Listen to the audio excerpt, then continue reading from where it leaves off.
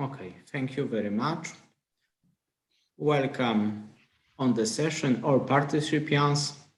This is the last session of the conference when we have the two keynote speakers and two interesting topics. It's the pleasure to present this session, and my name is Łukasz Hadaś. I'm director of Logistics Institute of the Logistic Institute of Poznań University of Technology, and I invite you to this session. We have two keynote speakers and two interesting topics. The first speaker will be Professor Hong. I want to say about the Professor Hong. The Professor Hong is the distinguished university professor, John and Lillian Neff College and Business and Innovation, the University of Toledo, USA. Professor of Operation Management and Asian Studies Program at the University of Toledo, USA. He's a graduate on Yonsei University, Korea, with a BA in Economics. He also has an MBA and MA from the Bowling Green State University and PhD in Manufacturing Management and Engineering from the University of Toledo, USA. He is a certified manager accountant.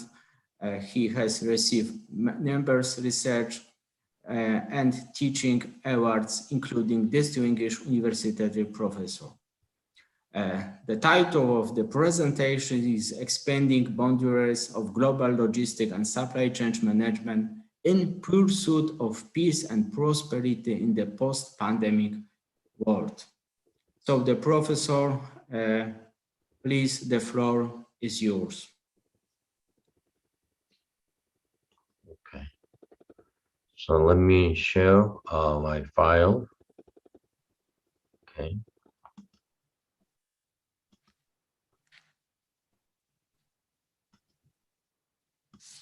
Okay. Can you see the file? Yes. Okay. Thank you for your kind introduction. So first, many thanks to ICLS Conference organizers and conference presenters and participants, and the Professor Polina Golińska of Poznań University of Technology in Poland. And she interacted with me and invite, so I appreciate. I was born in Korea and complete my college years there. Then moved to US and have been living here more than 30 years. So in today's presentation, you will see that my US perspective, okay? This conference participants are mostly from academia. So my focus is more about conducting research. As you see, it's very this visible image of 6 blind persons are looking at this elephant. In a sense, our research is like this. In order to have a meaningful and impact research, we recognize our constraint, our limited perspective, but overcome this through credibility and competence contribution, through using our theory and practice and ability to discover value and deliver results and service to a target audience and beyond. This is Professor Shi from Cambridge University's framework. As we work on this research, there's a different levels of analysis: individual, team, firm, network, industry, and country. For consistency and reliability, we are advised to stay in particular level. So if it's a firm level, just firm level. Either if it's supply chain level, supply chain. So we do not really move from one to the next in our single research. But increasingly, these multiple levels, interactions, interface are becoming very important. For this, a very strong theory base and good deal of imagination is very important, right? So these levels of analysis, I said, from individual level to country level, even competitiveness. So individual level, we can talk about personal capabilities that are apart from the achieving successful career goals all the way to country level. So in my presentation today, I will talk about some aspects of individual, some aspects of team, and the different levels. So please understand that this multiple levels analysis will be considered, right? So today, I want to talk about 4 aspects. I first define research, and then research these these important criteria. What is the relevance, rigorous result, and final remark? And that's the way I will present this, okay? So title of this is Expanding Boundaries of Global Logistics and Supply Chain Management in Pursuit of Peace and Prosperity in the Post-Pandemic World. In a deliberate way, I make the title very big because the topic I discuss is about this macro level, and then especially in this post-pandemic world. So I think we will consider this topic in this fashion, okay? So let me just start with the definition of research. This is my own definition of about research. Research is my definition is continuous inquiry, discovery, and delivery. In other words, research by your network here and now through employing scientific method and wrestling with timeless issues and sensing emerging trends to achieve quality results that your world values. That is my definition. So I will focus on this definition and start with this first relevance. Now, research needs to be relevant. That means sensing this within our area, global logistics and supply chain trends in post-pandemic world. So in definition here, research is continuous inquiry, discovery, and delivery, wrestling with timely and timeless issues and sensing emerging trends. So we research, that means a search again and again. So in doing research, we recognize 2 types of research. One is what we call this red ocean research. Another is a blue ocean research. Red ocean research is to join others, because there's a lot of research have been done already, and then make on a very small incremental contribution. On the other hand, blue ocean research is a new area. So you are defining your own research agenda for long-term results. So it's a radical departure innovation. So I think it's blue ocean and red ocean, 2 types of research. I think these need to be considered, right? So in 2020, we had the global pandemic. So that is really everyone's mind.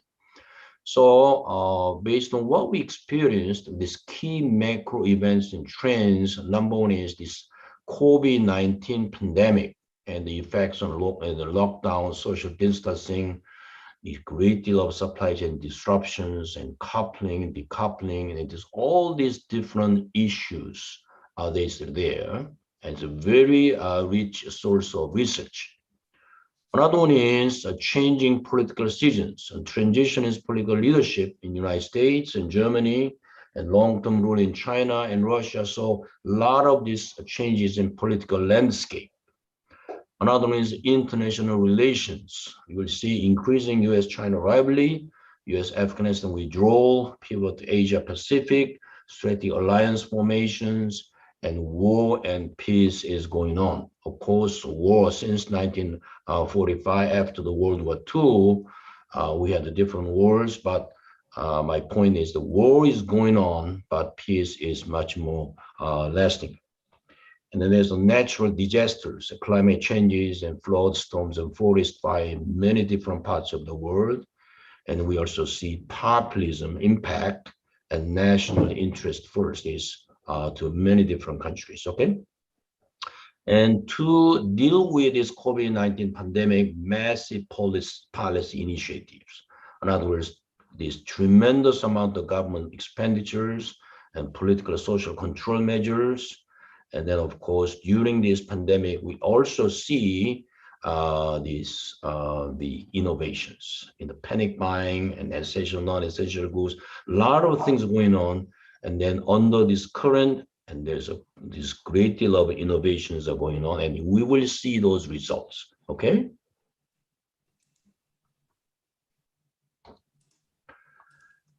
Okay, I don't know why okay, that's good. So let me, as I said, let me talk about from U.S. perspective. If you look at the amount of this government spending to deal with crisis, for example, 2008, 2019, United States spent about $831 billion. And for COVID-19 pandemic, $5,193 billion. So it is about more than 5 times, about 5 times. So these massive government expenditures can be done only during this extraordinary crisis. But what does that mean? Now, these massive fiscal expenditures in extraordinary circumstances like in 2008, 2019, this financial crisis and COVID-19 support major strategic initiatives beyond normal market rate of return criteria. So in 2008-19 financial crisis, the amount, $831 billion, substantial amount is to really support shale gas exploration research. So the decade later, and then there's a research, this fruit. So United States with the shale gas exploration and this US almost become the energy independent now. COVID-19 expenditure about $5.1 trillion, this amount also would reap the benefits in numerous innovation in a decade or so, not right away, but I think it's much more than what happens to financial crisis. So let me go to the next one. The United States, this US Congress, of course, White House, they made it very, very clear about what is the US top, the supply chain priorities. And US Congress enacted US Innovation and Competitive Act. And the point here is that in this top government level, policy level, they define the key supply issues. In other words, dealing with the supply chain, semiconductors and their shortages and the need, and then large capacity batteries and critical minerals and materials and pharmaceuticals, active pharmaceutical ingredients to deal with this kind of pandemic, these needs. And then about $250 billion of spending plans to enhance the US innovation and competitiveness. So these tremendous amount of research funding will make a difference in setting these research directions and what is the research priorities. And we will actually see the fruits on that, okay? Another one is, as you look at this, I spoke briefly at the beginning, increasing rivalry between US and China. And so this green is mostly these friendly countries, the United States. And then this dark green is a very strong allies. If you look at here in North America, Canada, and then in Europe, Germany, Poland, and UK. And then Asia is Australia and South Korea. But Japan is there, but Japan's color somehow a little lighter. So this point here is that 1991, the key factor for US Soviet Union breakup, one of the key reasons is the excessive build-up military capabilities. At the time, the Soviet Union is about 50% or more of our US GDP. But when they had to compete and build massive military build-up, I think there is a definite impact on economic, the economic area is neglected and find economic collapse. China, depending on how you look at it, is about nominal the GDP about 70% US. But when China has to really free this, make sure that the flow in the South China Sea to get all these the resources from the world to support this growing this resource needed China, they really need to have a claim on this area. But at the same time, United States actually work with allies to counter this.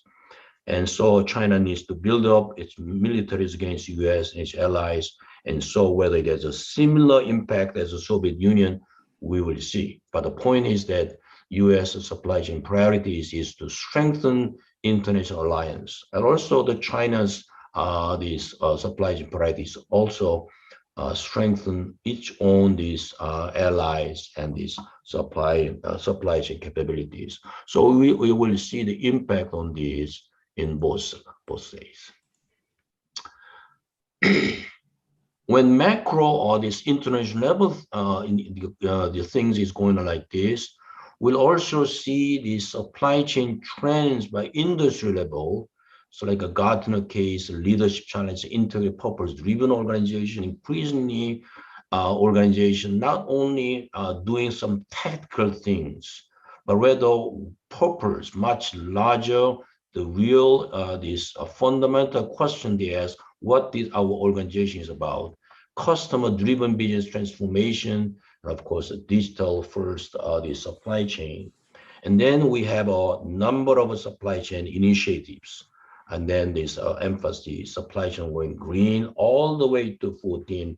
This is the different supply chain issues are defined. Now we ask these questions of why these new emphases or this highlighting all these things. These changes are natural responses of firms and industries to stay competitive and sustain their organizational longevity, like productivity, quality, supply chain, and sustaining goals in this new changing environment. Right? Okay. Another interesting point we need to consider is a future world of work and populism pressure. So technology has huge impact because lockdown and a lot of things. Even this conference we are doing with this virtually. So technology impact on the future world of work, like automation, AI. There's elimination, definitely elimination of repetitive and routine and manual work. I think that's what we'll see. A lot of jobs will be this eliminated, not only created but eliminated.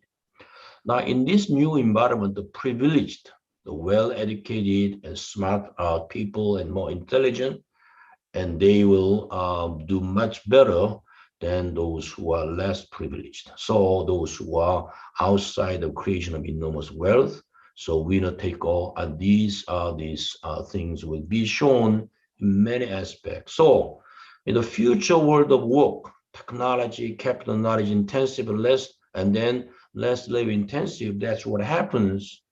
Then as jobs are being eliminated, the opportunities of good life diminish, populism pressure will increase on dominant forms and mainstream society, especially in government. And government leaders cannot ignore populism demand, policies, wealth sharing and distribution, along with the changing rules of future world of work. There may be on the horizon. Okay. So these are just very, very brief description of what is going on in the post-pandemic world in this international arena. And so that is about relevance. So as a researcher, we need to look at what these new emerging issues, these compelling these topics. That's what we need to pay attention. Then the second one is rigor. The question is how to translate our research topics into meaningful research agenda. So as I said, research is continuous inquiry, discovery, and delivery. You search, research, search again and again by your network here and now through employing scientific method. So that vigor aspect is very, very important. Now, let me about some key assumptions in this new environment. Number one is macro level priorities may influence the firm's strategic decisions. Firms actually respond to environment, especially macro level priorities. So when government has a massive spending on the certain area, and the firms actually have to really respond. Now, with the shifting macro level challenges, global logistic and SM practices firms may change accordingly. Will not do it in the same way as increasing disruption. Just-in-time practice like this may not work as in the past. So we have a new, a different kind of these practices and how to deal with the risk management. We have a lot of the strategic issues that has to be actually considered carefully. Next one is macro level priorities and changing global logistics system practice may impact on research agenda of leading research institutions and researchers. So we are, our research should be relevant. Therefore, we actually see what happens, and that's what I will be doing. Now, for this purpose, this is one of our, our research team's approach. That is the overall conceptual framework. We're looking at drivers, macro level challenges, domestic and global, and the micro level changes, industry competitors, and even your industry, the company. Then, based on these macro level drivers, you have a strategic practices and operation practices. Then you have a short-term and long-term outcome. Very simple these drivers, practices, and an outcome. And then you look at different contextual factors. And there's an overall framework. Then these overall framework need to be translated into a research model, testable research model. So we really consider different research questions. In generally, my research team focus on is the 6 aspects. One is identify the research questions. For example, how the individual firms, industries sense their environment challenges, opportunity, new context, identify what exactly we need to do that, and then define what do individual and firms and industries do for their immediate long-term needs. Then we determine, define, and determine what specific context need to be considered. Then we evaluate what research team capability that need to do this research and specify what are the specific type of research outcomes and select what research method that adopted. So starting to identify, define, determine, evaluate, specify, and select these are this method we actually explained in 2013, this article published in Supply Chain Lessons for Catastrophic Natural Disasters in Japan. Okay. Then we come up with the more specific research questions. So, for example, this is just simply a sample. During increasing trade tensions, how would the firms become the trusted, reliable partners in key regions, Asia, Pacific, North American, EU region? So how we can actually survive and thrive in this. In a post-pandemic world, how could the firms mitigate parts shortage with increasing customer demand? For example, semiconductor shortage, what can be done? In the environment, the rapid product life cycle, okay, right? Product life cycle is not just 5 or 7 years, maybe 1 or 2 years. That's the time. How could the firm stay innovative and flexible? And then in broad level of supply chain disruptions, how the firms keep their inventory levels down while preserving service levels. And this is a very standard classical questions, but we ask in a new environment. And in changing industry landscape, like driverless and the electric cars and AI digital transformation, how would the firms choose their long-term strategies and short-term operations? So these are more specific questions. And then depending on your level of analysis, you can further down and then really define more detailed questions. Okay. Now, as we engage research, and instead of describing a lot of facts, there should be a theory base. Theory actually explain not just based on particular facts, more generalizable implications. So theory is very important. So Liu and the Fang, and they actually Sarkis 2018, they define some of these the very popular, commonly used theory base, but I just expanded more. So if you look at the OEM, SCM people, the kind of theory they're using is about 20 or so. I just classify this one as a strategy theory, system theory, resource theory, process theory, network relation theory, innovation theory, life cycle sustainability outcome theory, and so different theory. And as you write papers, they will ask not only your research model, the framework research model, but what is your theory base? So we don't really have to struggle hundreds of different theories, but about 20 or so like these theories, we are actually very familiar with these, will be able to use it. Because of this time constraint, I cannot just go into detail, but at least I just explain these in this fashion, okay? Okay, so next one. So we have a research framework is a macro level. If a national interest priority is there, and what happens to global logistic configurations, what the global forms performance, and these need to be further down and then it is specified, right? Now, this is one of my research teams working under this micro level form. So we provide a research framework. So instead of giving these 3 or 4 different this theory base, what we are saying is a sustainability by life cycle perspective.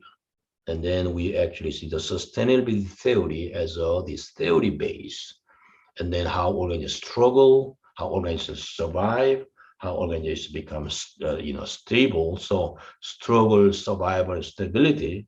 But this is a sustainability by life cycle perspective, but also sustainability by business case orientation. That is what the strategic resolve of a company in this this pandemic context, and then what is operational responses and performance results, resolve responses and results. So it is our own way to simplify and clarify the sustainability by life cycle, sustainability theory, but at least this research framework gives where we are coming from, what we are trying to examine the post-pandemic phenomena. So research method this rigor is important. Now, next one is then results. Research must have these results. Though, what is the point? That is achieve quality results that your world values. That is the result. So in order to have a research result, it have a research method-based results. As I said, I'm not the mathematical modeling analytic person, but I am more empirical. So theory building paper or editorial, literature review paper or case writing, and I'm familiar with all these aspects. So as we discuss about this new this pandemic context, I think a lot of good literature review, taxonomy kind of basis of a paper will be very interesting, and also theory driven, theory building paper as well. Okay, all right. And also, of course, case writing and case. So Some of this is highlighted with my name is the articles I actually worked on. Okay, all right.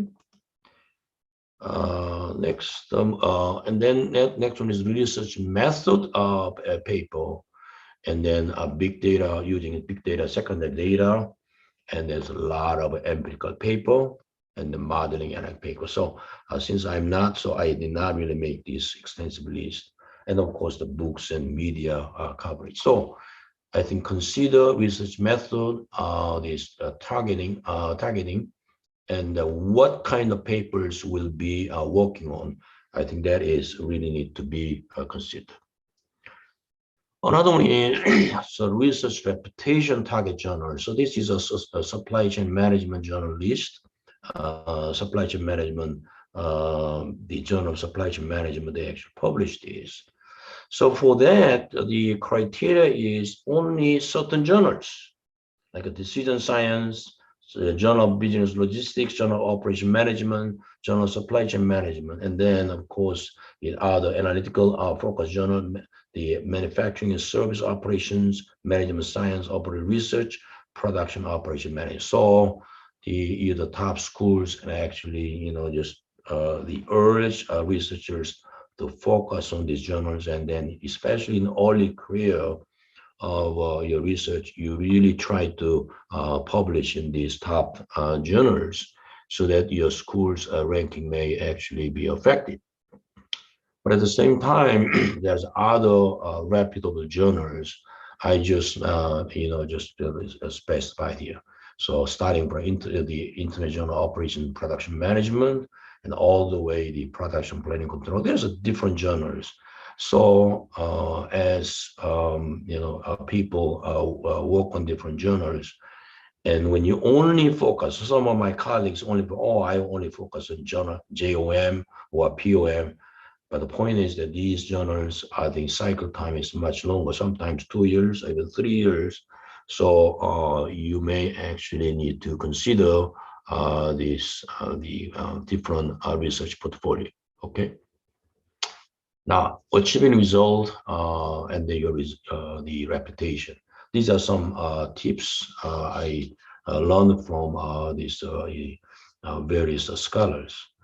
I think key here is the formulate your research agenda, implement immediate publication strategy for next 3 or 5 years. So for that, continuous improvement. Okay, you start with where you are capable, either C or B or where we're capable. If you are able to work with a more experienced researcher, and go ahead and do it. And then clarify your purpose of participating in conference. For example, a lot of conference is really about testing your ideas, and then find research partners and reviewers, research partners, and then expand your reviewers portfolio. So a lot of the journals ask you to identify this couple of researchers, reviewers. So you need a reviewers portfolio. So over the years, when I attend a conference, my goal is to listen the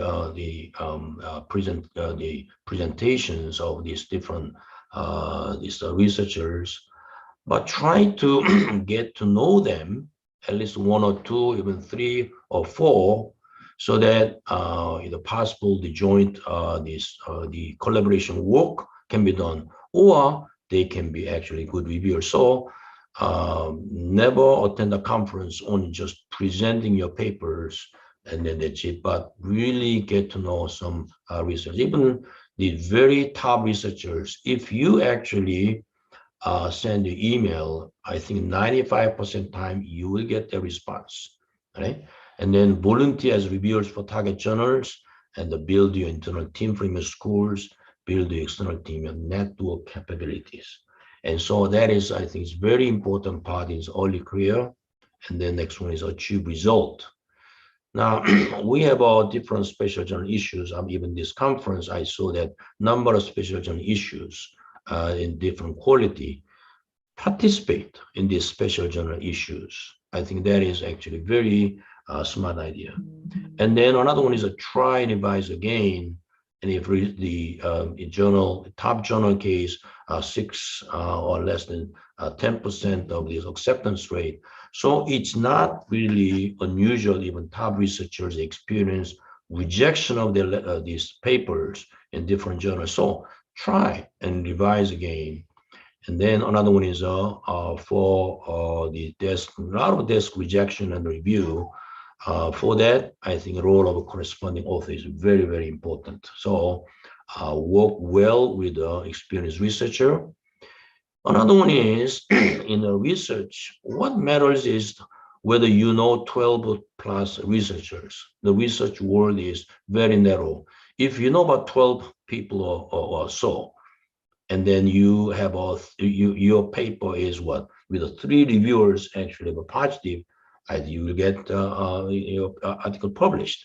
So get to know a small number of these researchers in your world. I think that's very, very important. And then develop a very, very quality relationship and reputations. And so next one is to focus your research in early stage. Don't spread out too much, but as you become senior researchers, broaden your inquiry topics. Only then you may be able to work just a lot of different people. So your research horizon will be expanded.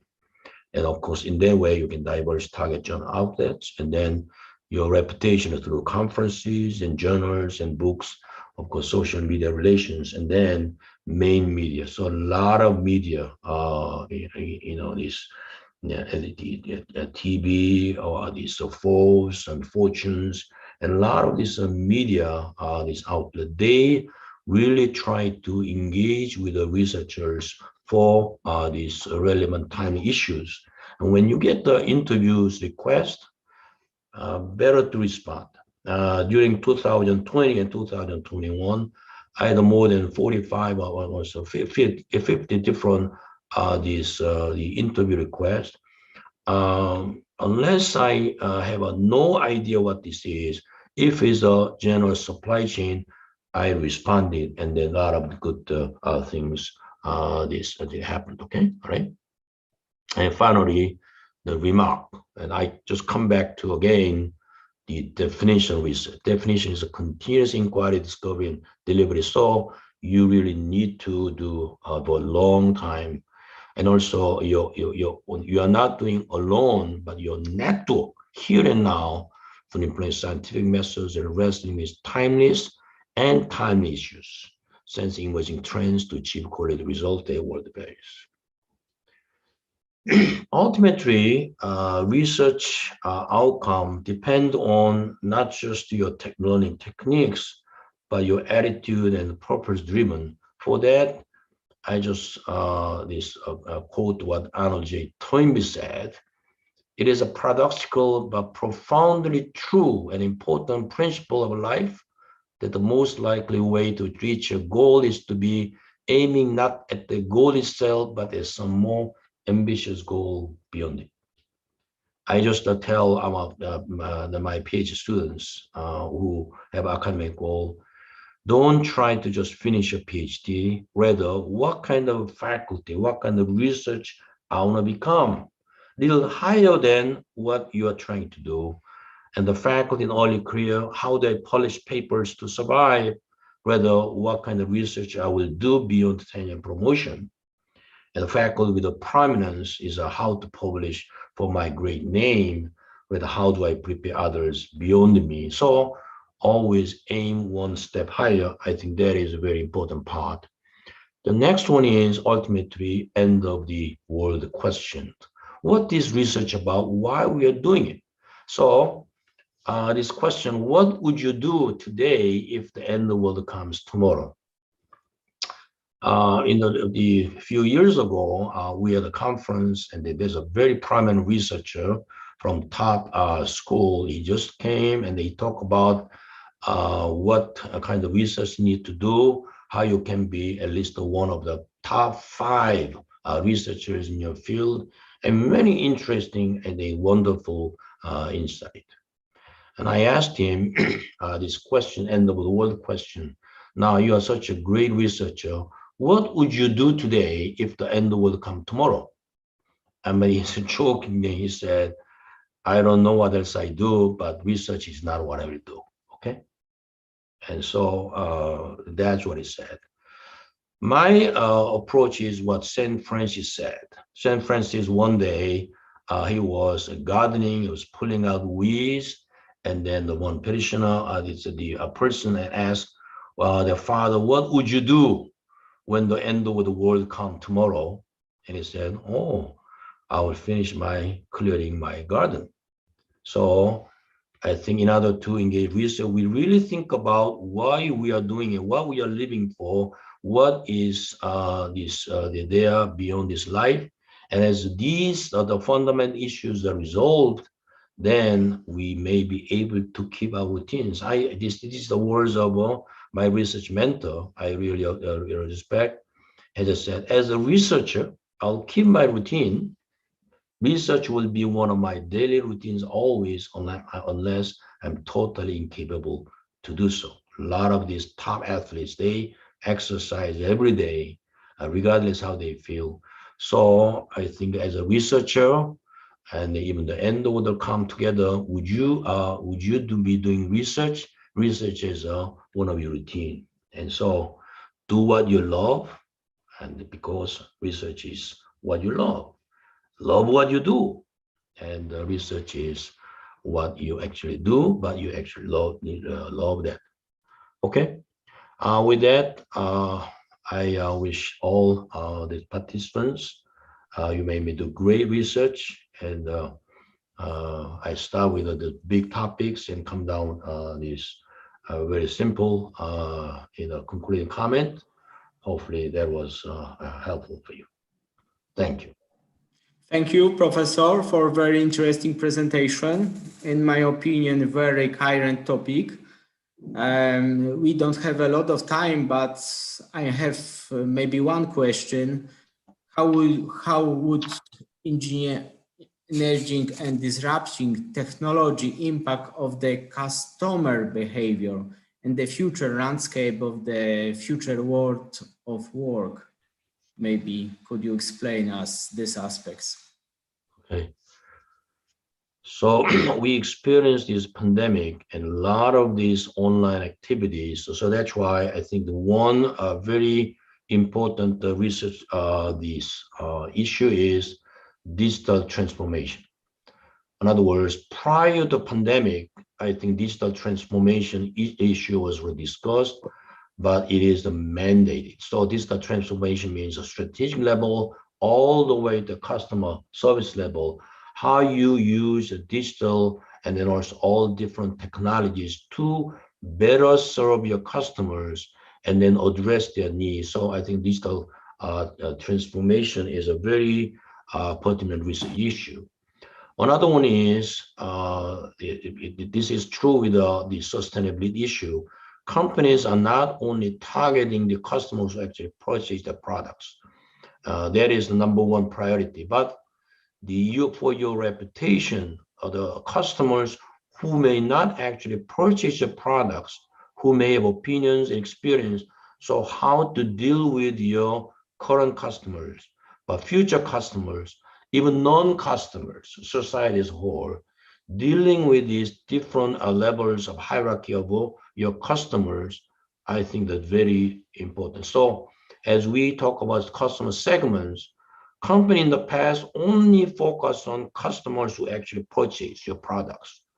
But I think the days are over. If a company really do very well, you need to expand the concept of customers, not only your current customers, the people, but the customers who actually make customer at large, who influence other people's decisions about your company's reputation, brand, and performance. So in that sense, I think what you will do with the customers, the present customers, future customers, and customer at large, I think that will be a very pertinent question, and that is something we as researchers can help these industry leaders to deal with. Okay. And another one is the future world of work I mentioned.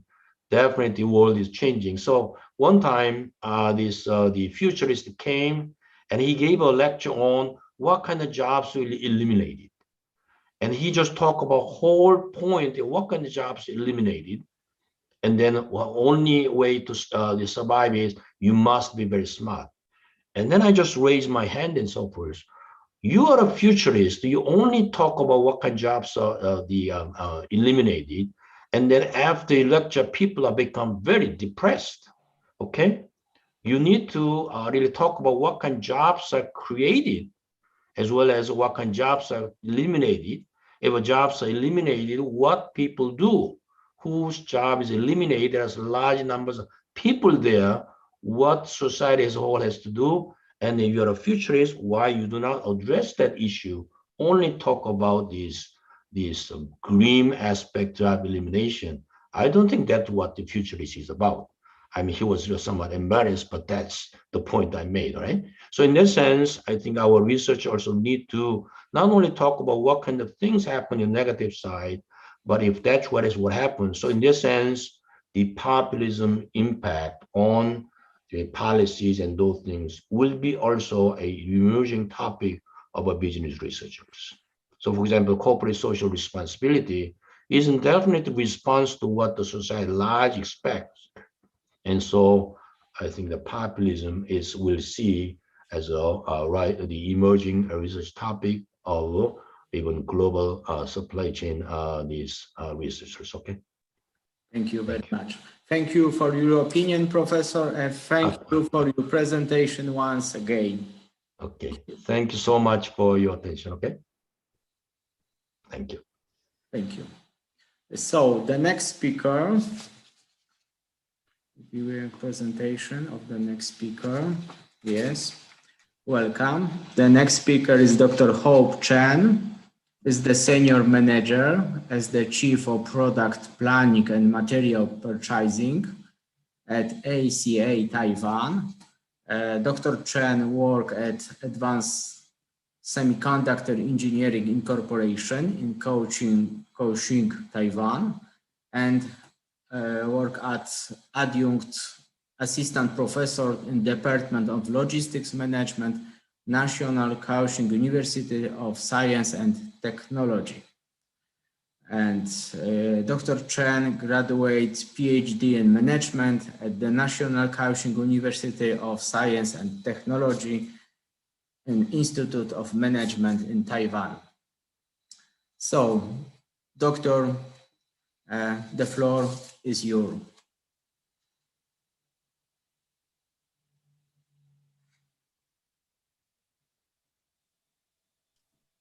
Okay, thank you. It's a very special opportunity for me. Now I want to share my presentation data for everyone.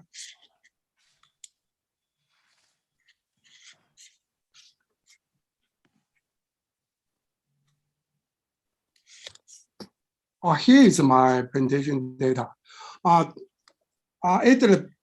my speech at the beginning, I want to say something to the conference because I want to say thanks to the Professor Grinska.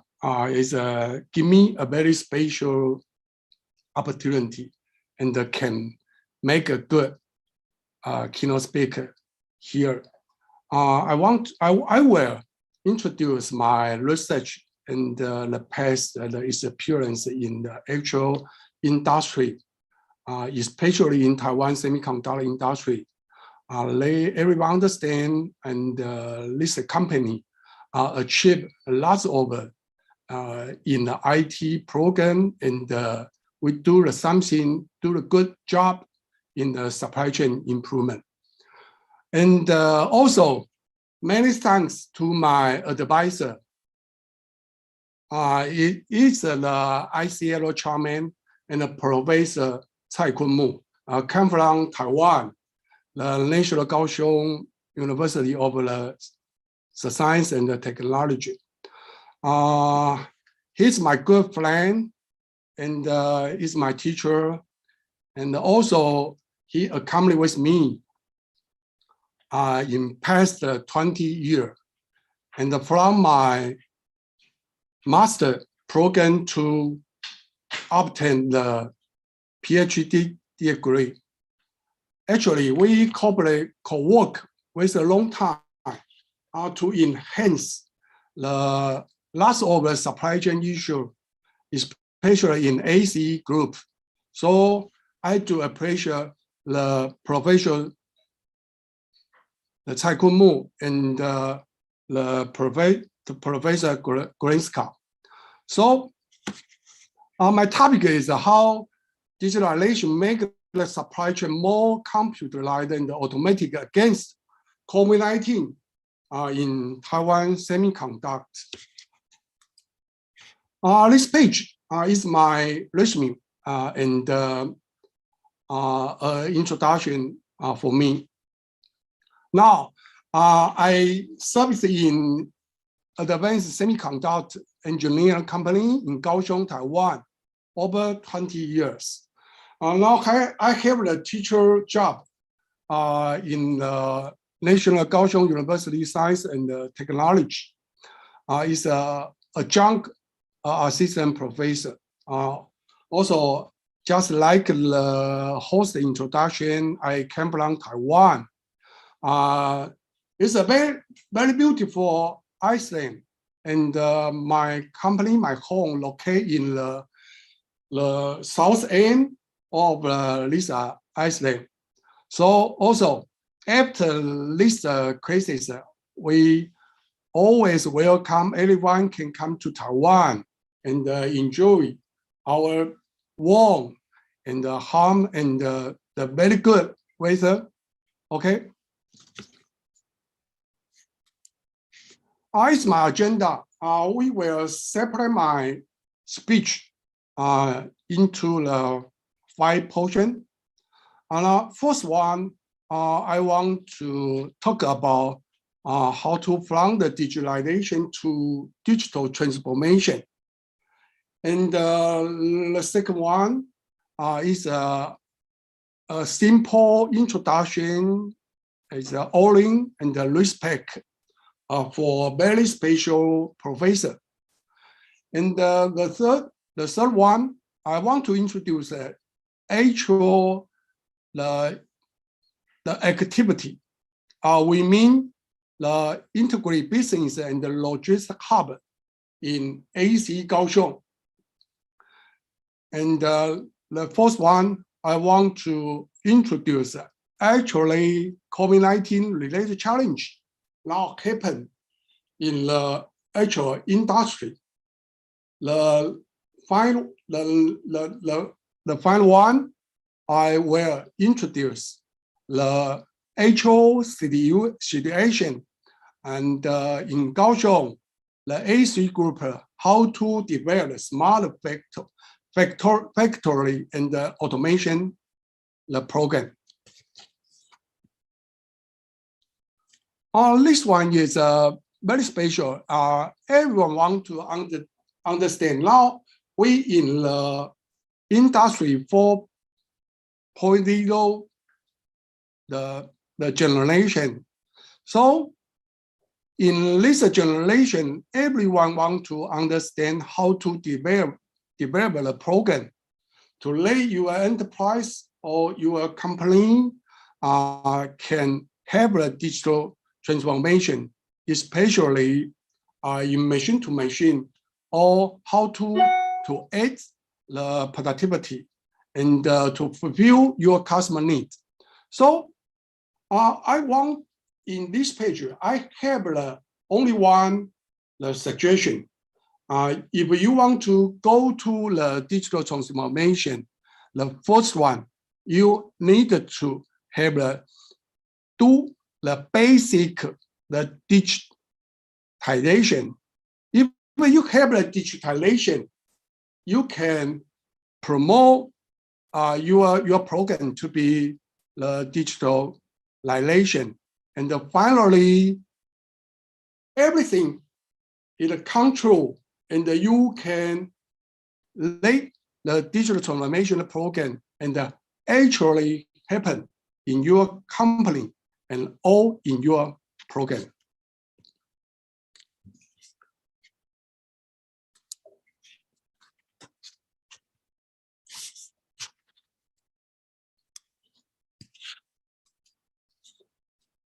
The solution is very simple, and we want to know because the digital transformation enable business to improve their long-term resilience of the supply chain operation to quickly adapt and recover from the disruption. I want to say something about the past 2 years, because it's a very strange thing happened in our company, because we don't know what's up. Because we are business, if YOY to have a comparison, we increase the business revenue over 25%. So when everyone drop into the disruption, but I don't know why, my company have a very heavy and growth in this period. I want to say, because we have the digital transformation program, and we prepare the 3-store transformation from maybe 10 years ago. So here, the organization evaluated their strategy, established the digital strategy, and implement the technology and the process. I need to say something because it's very, very difficult. Because nobody wants to change. So when you want to encourage your employee to accept the big change from the manual activity to the automatic the activity, everyone is afraid. Why? They are afraid they will lose their job, the original job. So it's a very simple, and let everyone understand how to build up end-to-end digital transformation, because you need to find out the vulnerability from planning or procurement to manufacturing to the logistics, the management, also is a supply chain. And this one, I want to say something to talk about the origin and the respect. From the 1990, on the research of my master program, until to earn my PhD degree in 2012, how early research and publication has always attract my continuous attention and influence the direction and the content of my published article. I must praise his 2 important articles published in 2004 and 2021. And the 2004, the article name, the topic is the AAA supply chain. Why is the AAA? Is agility, adaptability, and alignment. Very, very simple, the 3 words, but they include and very deep and thinking and suggestion for how to improve your supply chain efficiency. And at least in this year, we can find out the Professor Lee and have a new article. It's the AAA, the supply chain. Why is this? I believe it's a very, very important to describe is a new idea to improve the supply chain. So let us focus on the 2004, the AAA supply chain. Here is a very important. Sorry.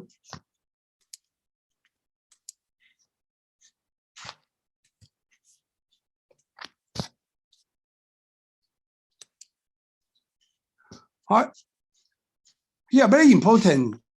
Let's focus on the agility. I have do some mark in here.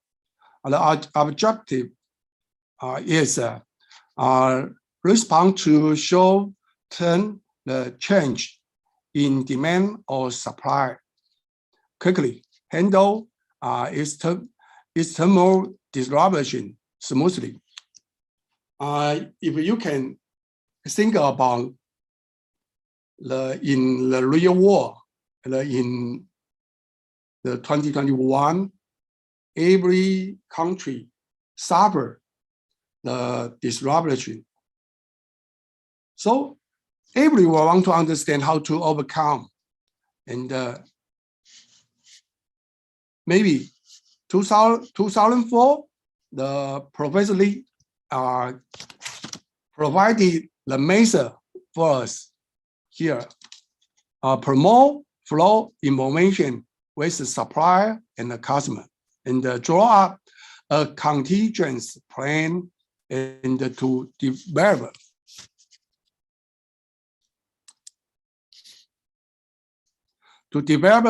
And crisis and management teams. Okay, the scenario have been prepared in maybe near the 15 years, 20 years ago. Now, actually, now he have a good new idea. It's the new AAA supply chain. We can focus on here the super agility, the digital technology such as the Internet of Things, IoT, big data, artificial intelligence, AI, enable fast and smart sensing of the both demand and the supply condition in the real time. Yes, as the scope of the supply chains is expand in multiple dimension, the use the digital platform will become more and more important. Platforms bring together and more constituent in the ecosystem to share information and coordinate and exchange the ideas, the planning and able greater role in alignment. Why I want to promote this article? Because from the 2008, we developed our new supply chain system. It's a real platform. We just adopted in my this page is my PhD dissertation structure, and from the 2008 to 2012, you can see here, I develop a IBLH the function. What is the IBLH function? Later I will explain. you can see we do the forecast sharing and the WIP sharing and the inventory sharing and the shipment sharing. Actually, we achieve the very good situation for our supplier and the customer. We mean information sharing. If you consider information sharing as the priority, you can receive the very good response from your supplier. So it's my structure for the resilience of the supply chain. Actually, my supply chain resilience direction, you can see the idea of this dissertation is to discuss the concept here, framework, assessment of the vulnerability and the implication for resilience and the sustainable approach in Taiwan, semiconductor assembly and the testing industry, including HO case. So I provide lots of approach to help my company build a shared information exchange hub and the working strategy and the analysis and the model. So you can see here, until now in my company, this idea has been implemented and included from 2008. Actually, this model is running now, and its promotion is always perfect for the company expectation. Actually, so I want to provide over some idea for the attendee. If you want to develop the AI, the machine learning, the lifestyle, the mechanism in your company, in your enterprise, the very important thing is how to make a good data collection. If you want to from the manual and to automation, you need to do lots of the job because the data collection is so difficult task for everyone. When the paper, you need to lay the paper and disappear. But the people will give up your situation. So we spend much effort to lay the paper disappear in AC group. I think we do a good job of data preparation. So we can, from the digitalization and to the digital transformation, is a very important thing. I provide my suggestion to everyone. So we talk about what a supply chain collaboration. I mean, its name is e-hub, electronic the hub. We established in 2008. Actually, if you receive the Professor Howley the suggestion, the platform is necessary for every enterprise. I believe that I did the right thing in the maybe the 12 years ago. So actually, the system enable supply chain information to be transparent and exchange in real time, and the electronic record can be tracked and audited. Actually, now in AC Group, we have over 5,000 suppliers, and active the supplier maybe over 1,000 daily online, and we provide the purchasing order to our supplier. They them to understand our forecast, and they them understand our schedule, and we let the both sides can be in a win-win situation. So you can see how we use the e-supply chain to enhance the logistics management, because we shorten the cycle time, and we let our supplier understand how to prepare the inventory, the material inventory for AC, and by the daily, the weekly, the monthly, everything online, and everyone can understand and receive the information from the actual website. It's a very simple flow chart. I can explain in the ICLS the operation. You can see here we have the business hub. We mean it's a e-hub. Here we provide all the information, and here all the information, and through our ERP SAP system to WIP, we ask our supplier to follow this flow, and the flow we design the lane to be so easy.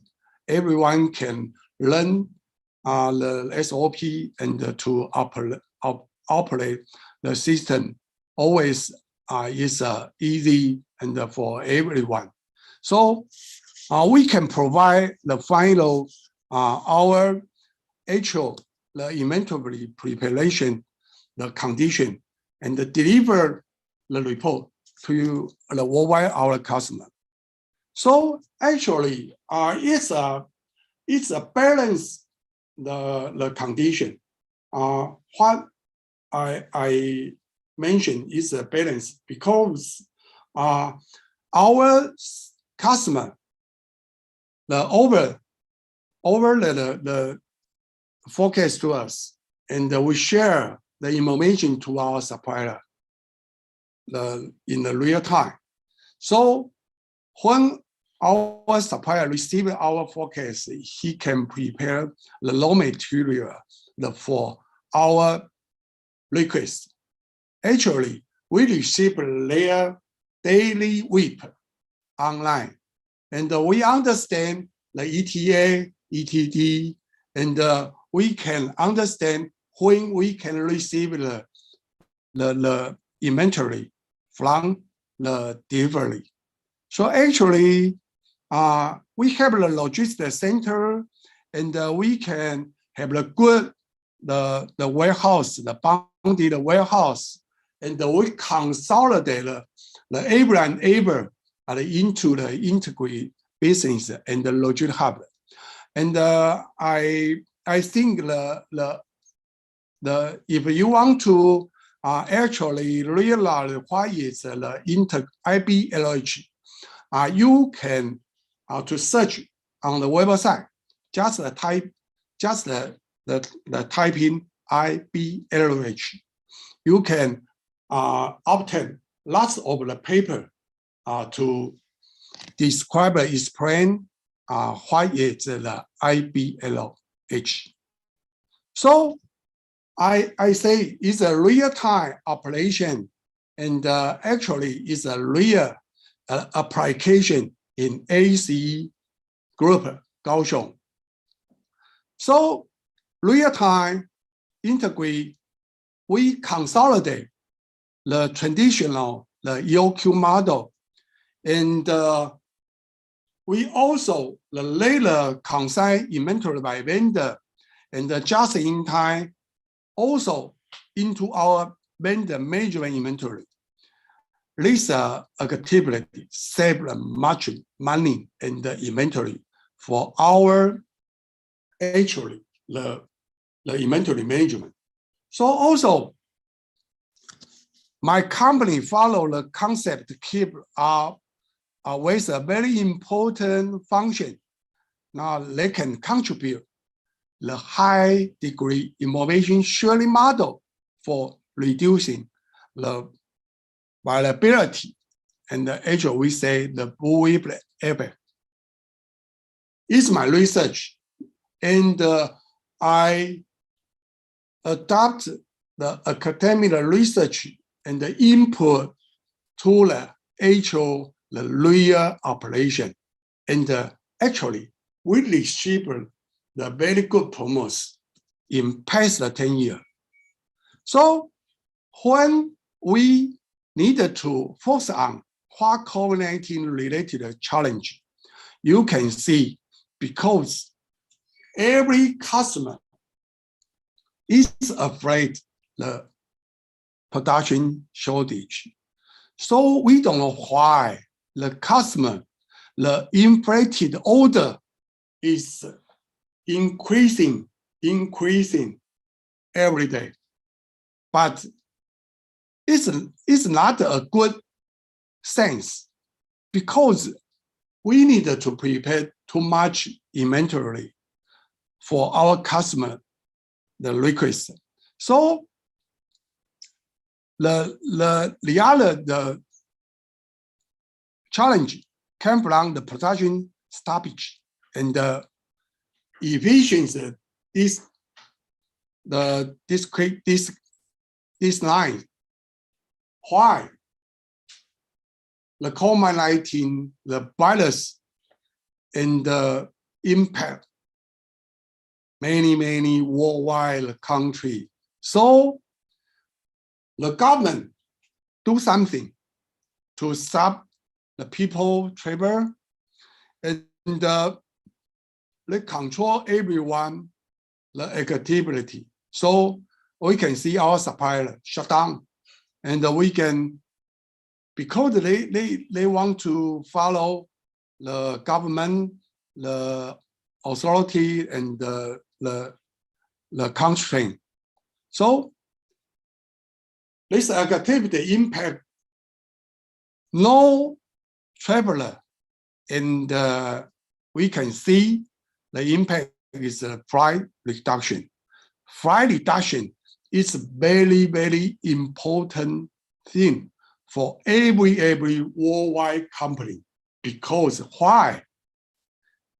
Due to the importing and the exporting and the transportation cost increase.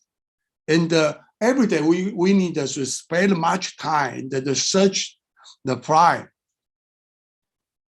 for delivering our production to our customer. And actually,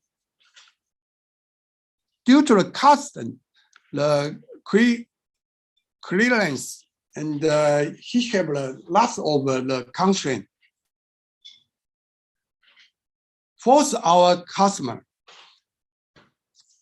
do something to minimize their production number. So in this page, I want to introduce the semiconductors because everyone understand United States denied the advanced chip, but also manufacturing overall located in Taiwan and South Korea. The percentage is so high, even near the 95%. It's also all the worldwide, the chip denied company, and also the layer production to Taiwan, to South Korea. But it forced the economy, the scale is getting bigger. The getting bigger, and we bring the high barrier. So now we can see United States government, American state government, and welcome Taiwan, the TSMC, to build up the semiconductor, the fabrication, the plant in the United States, but it costs much money, and it's more difficult to build. So we don't know what's happened, but actually the COVID-19, the pandemic, and later Taiwan, the semiconductor, and obtain a lot of the order from the worldwide company. So we can see this laboratory very based on their severity and the frequency and the lead time and the lead occurs regularity. But actually now here, every government, everyone hope somebody can resolve this problem.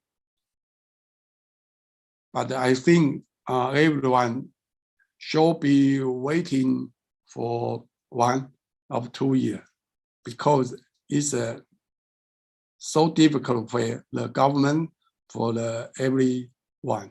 So everyone in this year want to build up the more resilient supply chain. You can see why is resilient the supply chain. You how to do it. Here we catch up the Gartner the article in 2020. He provided 6 strategies for the supply chain resilience, and you can see the right hand. We provide a tree of supply chain resilience. We can see the 3 very important things is how to have the inventory and the capacity, the buffer, and you need to have a multi-sourcing supplier. And finally, the platform is necessary for everyone to conduct the product and plan the harmonization. So resilient supply chain is necessary, is welcome for every company, but it's so difficult to follow this strategy to conduct.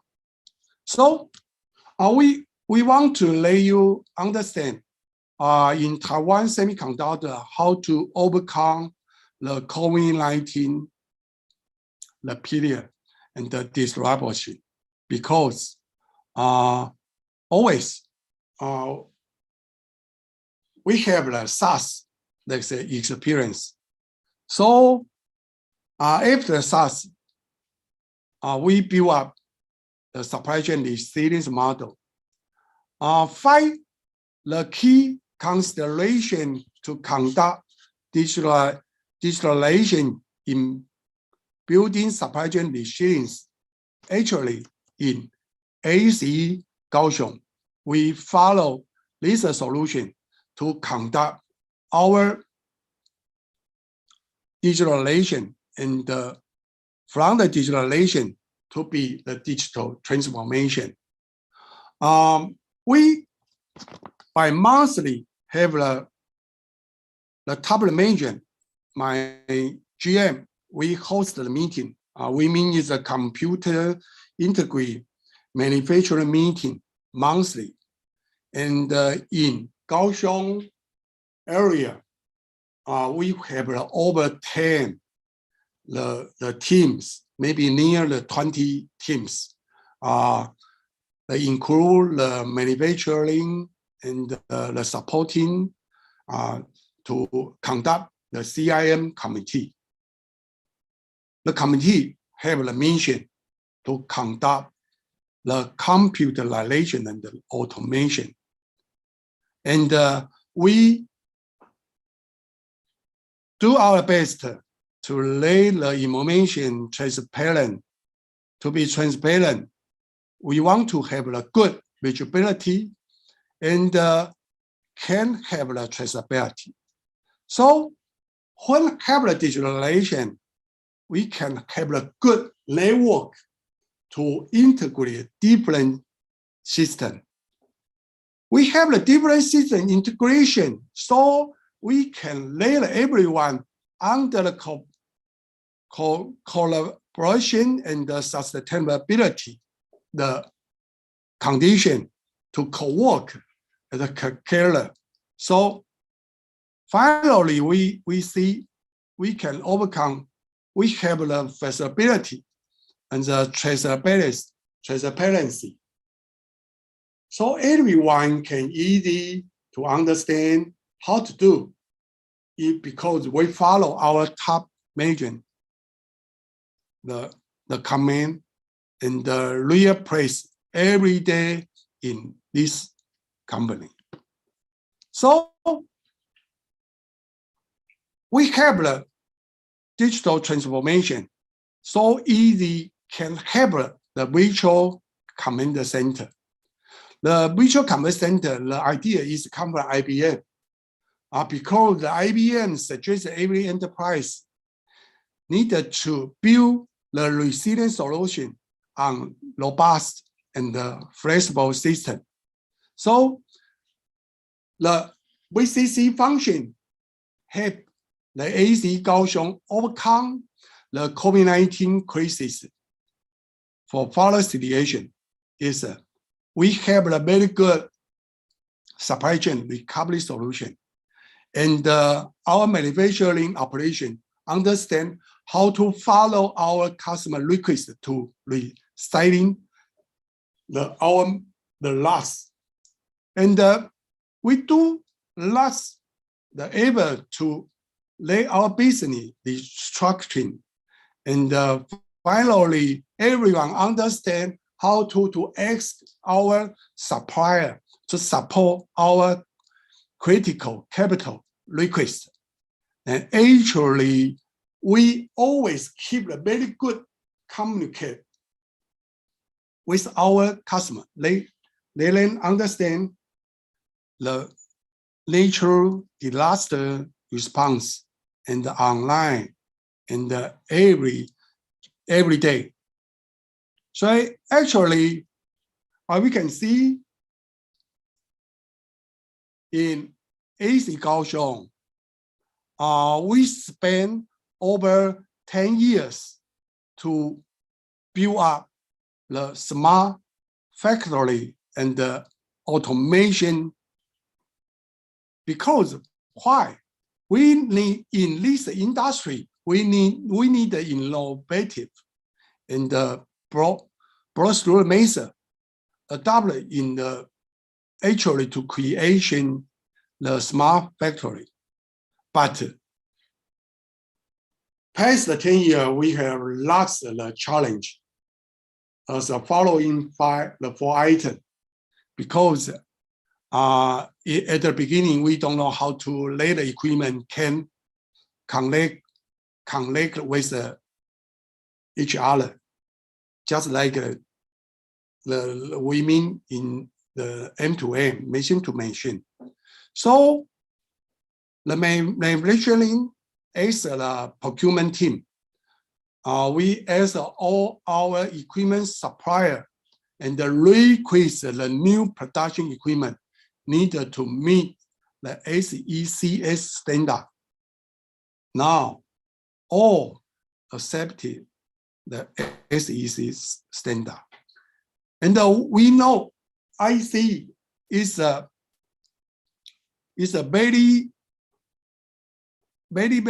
small the item, but how to control and the complexity. We need to have the actual product tracking. So we search the consultant that provide the solution.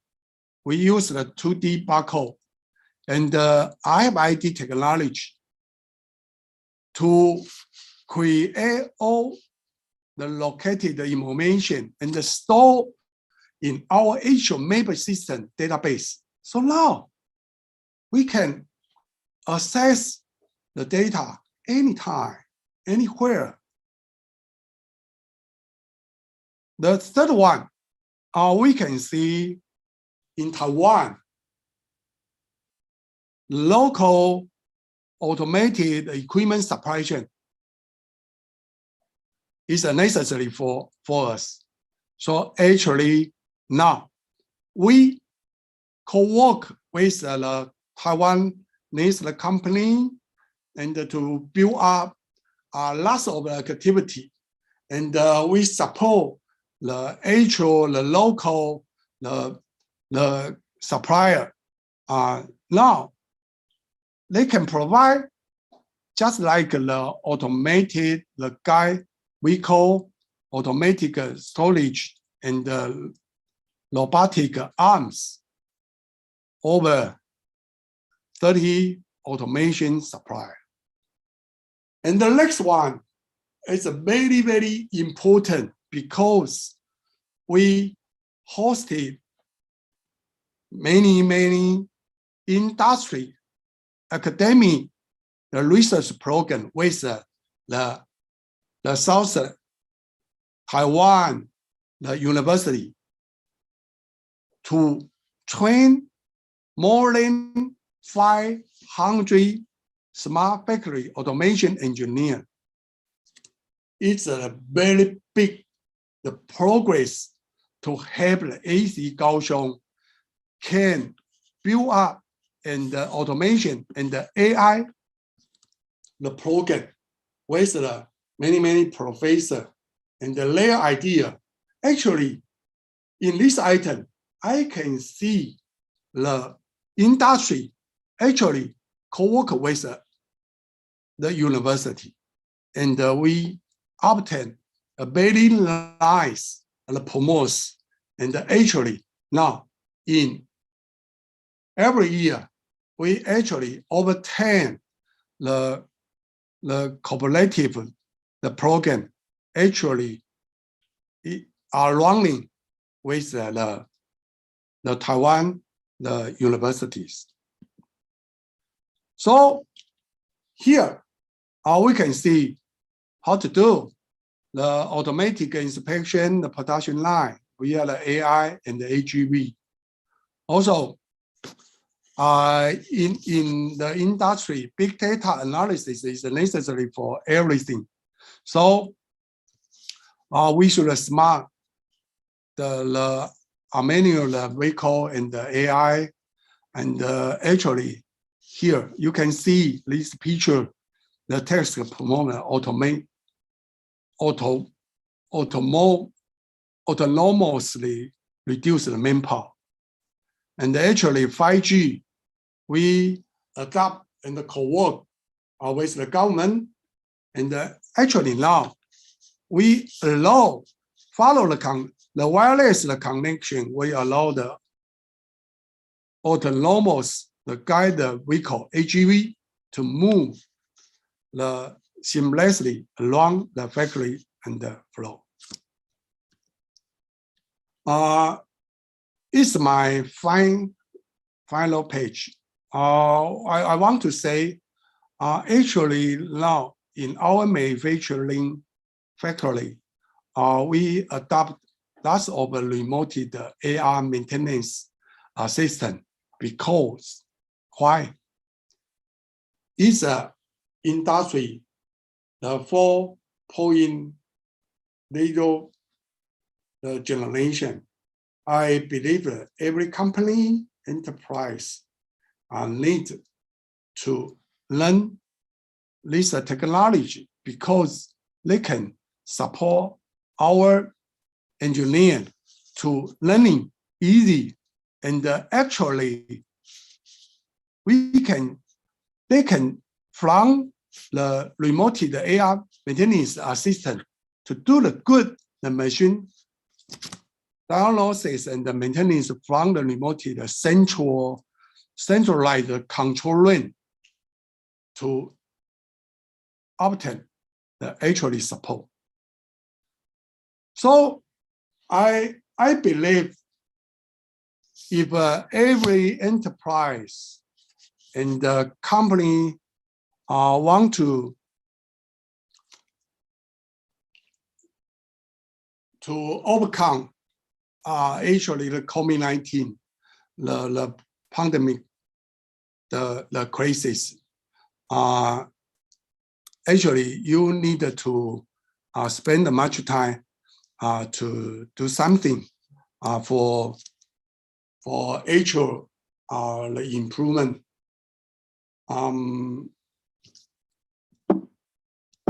Here's my last page. Thank you, everyone. You are listening. Okay. Thank you for this interesting presentation on this current topic. Thank you very much.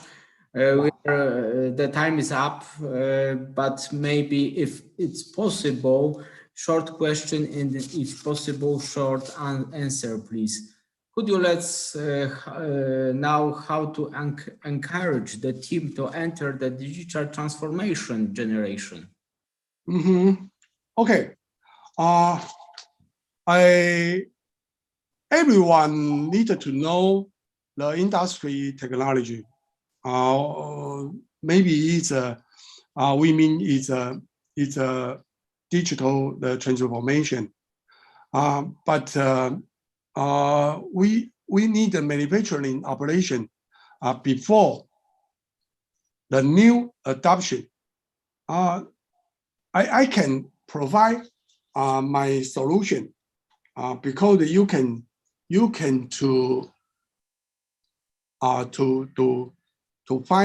find out the actual the legs maybe in your company, just like how to define the IT strategy.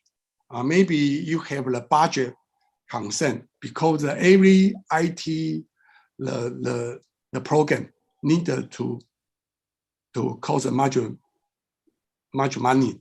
Actually, you can receive the top management authority. You can encourage your team and to enter the digital transformation quickly. So budget and talent and your good plan, I believe they can support your enterprise or your team and to from the digitalization to the digital transformation. Okay, thank you. Thank you very much. Thank you again for all speakers, and I close the session and give the floor to Professor Paulina Golińska. Dr. Shen, thank you very much for interesting presentation and showing now both the theoretical and also the application of the theory in practice. It was very interesting, and thank you for sharing your experience both on research field and also application in practice. Thank you very much. And as a token of appreciation, I would like to present the certificate for you as a keynote speaker for delivering the speech, How Digitalization Makes Supply Chain More Computerized and Automatic Against COVID-19. Thank you very much for your time sharing your expertise. It's my honor. It's my honor. Thank you. Thank you very much. Okay. I would like also to say thank you to our chair of the session today. and to Professor Hadaś, who is also the Director of Logistics at Poznań Institute of Technology, who was also today with us to take a lead in the discussion and also share his expertise in the area. Thank you very much on behalf of the organizers for your outstanding service as chair of the session for our keynote speeches. I would like also to invite you to join us for the closing ceremony. Unfortunately, the ICLS 2020-2021 is coming to the end. And both yesterday and today, we have discussed various topics which are related to logistic and supply chain management challenges and opportunities in the COVID and post-COVID world.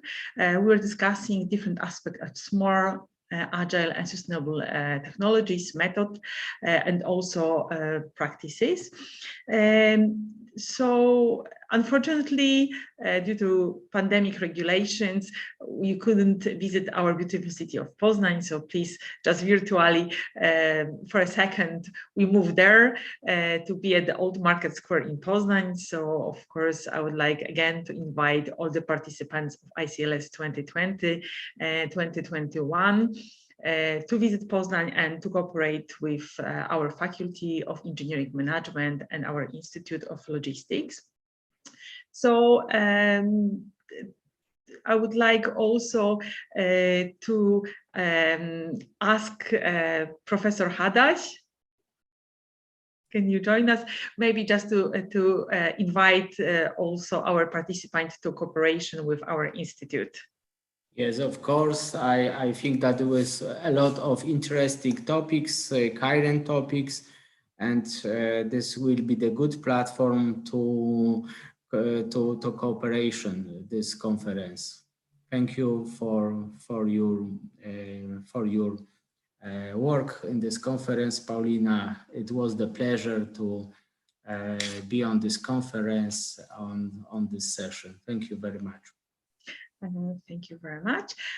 Before we say goodbye, I would like to share with you some information. We have asked the session chair to fill the evaluation form for all the presentations during oral session. Our keynote speakers were not included, our only participants on our oral session in Zoom. I just to remind you that yesterday and today altogether we have over 50 presentations, and with the excellent, outstanding service and help and expertise of our session chairs, we managed to award one presentation with the Best Presentation Award certificate. So I'm very pleased to announce that the Best Presentation Award goes to Mr. Marcel André Hoffmann for his presentation on validation study of a new development predictive maintenance implementation framework. I just would like to mention that Mr. Hoffmann from Germany have submitted to our conference two contributions related to this topic, one in 2020 when he presented the theoretical framework, and in 2021 he followed up on the validation in practice with using case study from automotive industry, and this presentation was awarded today with the Best Presentation Award. So congratulations to Mr. Hoffmann. I hope he is with us. We of course will send him the certificate to his mailbox and also by post. So congratulations on behalf of the organizing committee. Before we finish, I would like also to say some special thanks. I would like to thank you, the International Federation of Logistics and Supply Chain System and Asian Federation for Logistics and Supply Chain for inviting us to organize this conference. And also my special thanks to Professor Kumut Tsai, who is a chairman of the IFLS, the International Federation of Logistics and Supply Chain System, who support us through this difficult time of organizing conference through pandemic and different scenarios we're going through in the last 2 years. I would like also to say thank you very much to the team, because of course you see me a lot in the last 2 days on the camera, but there was a big team of us working hard to prepare this conference. So just few persons I would like to mention in particular and say my personal thanks to them. Thank you to Karolina Werner-Lewandowska, who was supporting me through the whole process, and also the whole organizing team: Agnieszka Grzelczak, Patrycja Chowa-Dąbrowska, Monika Kosacka-Olejnik, Izabela Kudelska, Beata Mrugalska, Paweł Pawlecki, and Adam Radecki. Some of them were with us all the time.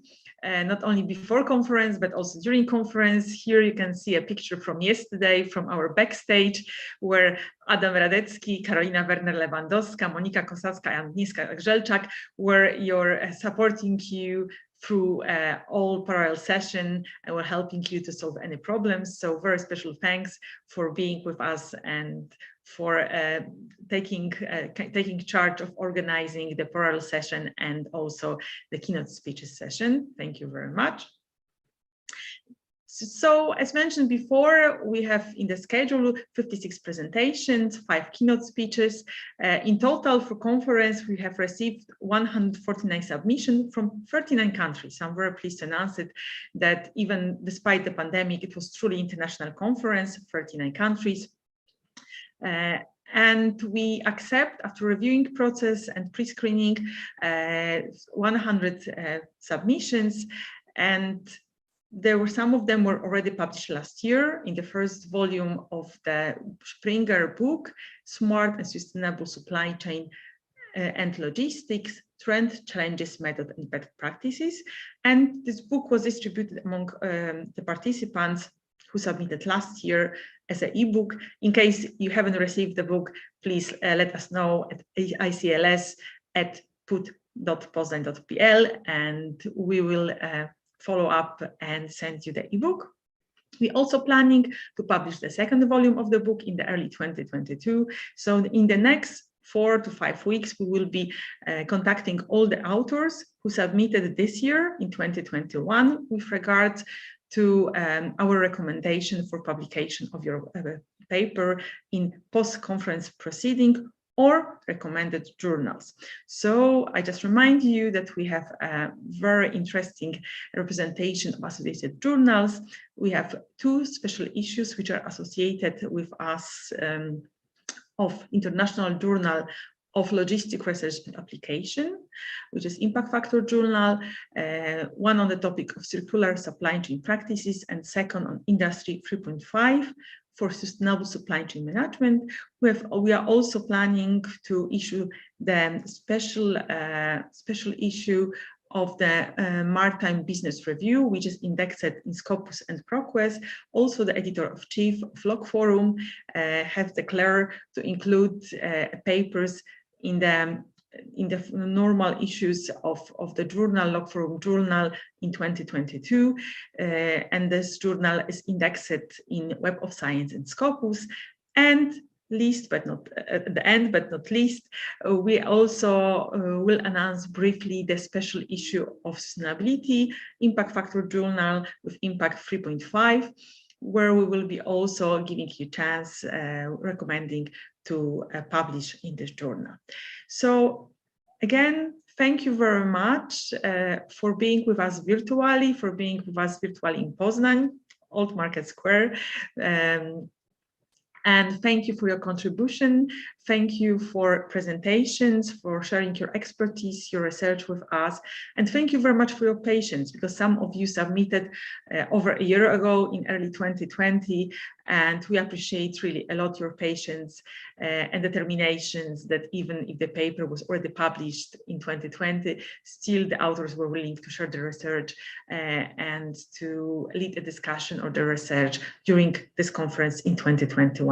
So big thanks to the whole organizing committee, to all our speakers and presenters, to all our session chairs. Thank you very much and goodbye.